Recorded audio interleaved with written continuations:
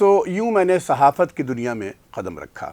ایک ہفت روزہ ایک ویکلی میگزین کے ساتھ منسلک ہوا.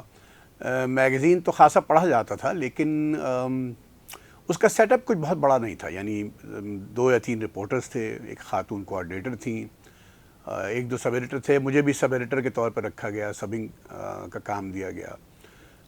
پیج میکر تھے، فوٹوگرافر تھا ایک، بلکہ 2 فوٹوگرافر تھے، ایک آرٹ ڈائریکٹر تھے، ایڈیٹر تھی ہماری، اور پھر کچھ مارکیٹنگ کے لوگ تھے.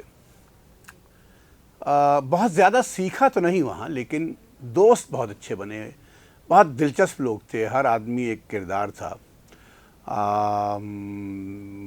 مجھے بہت جلدی اعتماد حاصل ہو گیا ایڈیٹر کا، اور میرے پاس آرٹیکلز آنے لگے ایڈیٹنگ کے لیے، اور میں ایڈٹ کرتا تھا. اور اس دوران سنس میں نے کہا کہ I am a compulsive writer, لکھنے کا شوق بہت ہے. شوق کیا، لکھنا میری سرشت میں ہے، تو اس سے میں چھٹکارا نہیں پا سکتا. بلکہ مجھے ایک گیبریل گارسیا مارکیز کا ایک جملہ یاد آیا. کسی کو انٹرویو دے رہا تھا، وہ مشہور رائٹر ہیں تھے. ان کا ایک کمال کا جملہ ہے. کسی کو انٹرویو دیتے ہوئے انہوں نے کہا کہ I do not want to die because I want to write. یعنی لکھنے کے اس حد تک ان کو، جنون کی حد تک شوق تھا. خیر، تو اس طرح صحافت میں آغاز ہوا، مزہ آنے لگا. کنٹریبیوٹرز بہت بڑے بڑے تھے اس میگزین میں، بہت بڑے بڑے لوگ لکھا کرتے تھے. واجد شمس الحسن صاحب، ندیم فاروق پراچا ہمارا دوست ہے، اس وقت وہ مشہور کالم نگار بن گیا تھا، وہ لکھا کرتا تھا. پرویز علی ایک صاحب تھے، نصرت نصر اللہ ایک صاحب تھے. بہت اچھے لوگ لکھا کرتے تھے اس میگزین میں.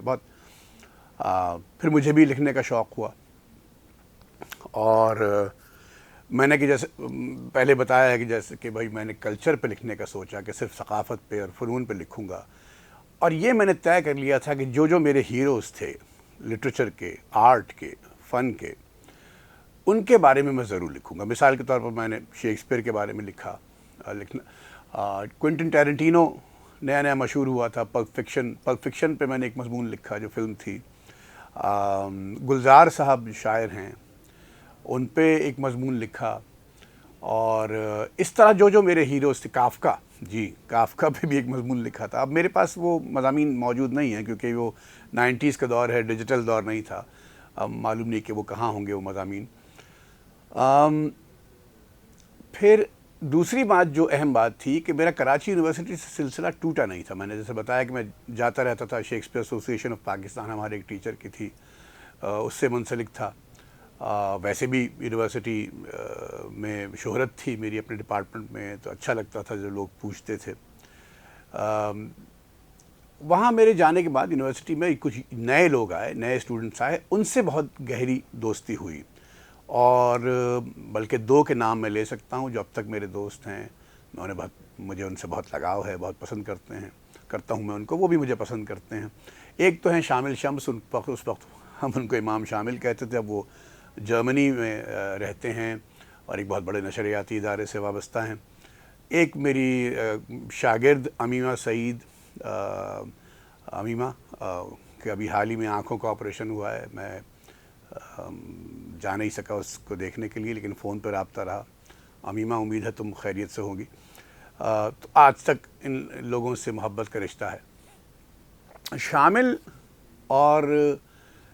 شامل کے جو احباب تھے اور میرا قریب آنے کی، ہم سب کے قریب آنے کی ایک وجہ یہ تھی کہ ان دنوں ایک کتاب اردو شاعری کی آئی، اور اس نے ایک ہنگامہ سا مچا دیا. ایک تہلکہ تو نہیں اسے کہنا چاہیے، لیکن وہ بہت مقبول ہوئی وہ کتاب، اور بہت اس کا ذکر ہوا، بہت چرچا. اور وہ کتاب تھی، بلکہ ہم اس کتاب کو بہت پڑھا ہے، ہم آج تک پڑھتے ہیں. اور وہ کتاب تھی جان ایلیا کی شاید، ان کی شاعری کا مجموعہ شاید. اور ہم جو اس وقت نوجوان تھے، وہ جان ایلیا کے اس قدر گرویدہ ہو گئے کہ لوگوں کو اندازہ نہیں، اور آج تک ہیں. اور شامل اور میں اور کچھ اور دوست، عدنان ستار بھی شاید ان میں شامل تھا، اور بھی کچھ لوگ تھے. اور جان ایلیا کی وہ جو کتاب تھی، ان کی شاعری نے تو خیر متاثر کیا ہی کیا، اور آج تک کرتی ہے. لیکن اس کا جو ایک پیش لفظ تھا جو نیاز مندانہ کے نام سے، وہ تو جیسے سمجھیے کہ ہمیں اس کا اس قدر اثر ہوا ہم پر، اور اس کی باتوں کا اور اس کی تحریر کی چاشنی کا، کہ میں بتا نہیں سکتا، اور ہم گھنٹوں اس پہ بات کرتے تھے، اور پھر یہ بھی سوچتے تھے کہ اس شخص سے ملا کیسے جائے، جان ایلیا سے۔ اور اب میں آپ کو بتا رہا ہوں کہ یہ دور وہ ہے کہ جب میں نے صحافت شروع کر دی ہے، یونیورسٹی سے بھی تعلق جڑا ہوا ہے، اور جو میرے جونیئرز ہیں ان سے بھی تعلق بنا، اور جان ایلیا ایک یعنی یہ جو ثقافتی منظرنامہ دنیا کا ہے، جس میں گرنج میوزک اور فلمیں نئی نئی آنا، اور کوئنٹن ٹیرنٹینو، کیسلاوسکی، اور نصرت فتح علی خان، اور ایک اور نام جو اس وقت یعنی ہم اس نام کے بغیر، یعنی اس کو سنے بغیر رہ نہیں سکتے تھے، اور وہ تھا جگجیت سنگھ کا۔ جگجیت سنگھ کی غزلیں بہت مقبول تھیں، لیکن جان ایلیا کی جو کتاب تھی اس نے بہت اثر کیا ہم پر، اور بہت زیادہ۔ اور پھر یہ بھی ہم نے طے کیا کہ اب اس شخص سے ملنا ہے، اور جس کی یہ تحریر ہے۔ پھر ملاقات ہوئی، اس کا بیان آگے چل کر۔ اور یہ بھی اضافہ کر دوں کہ ہاں، کیوں اتنا اثر ہوا۔ اب میں نے ایک فلسفے کی ایک تحریک ہے وجودیت کی، میں وجودی فلسفیوں کو بہت پڑھنا شروع کر دیا تھا، ژان پال سارتر یا سارتر، ان کی کتابیں پڑھنا شروع کر دی تھیں، اور مجھ میں ایک عجیب سی یاسیت آ گئی تھی، اداسی سی، ایک نامعلوم سی اداسی تھی۔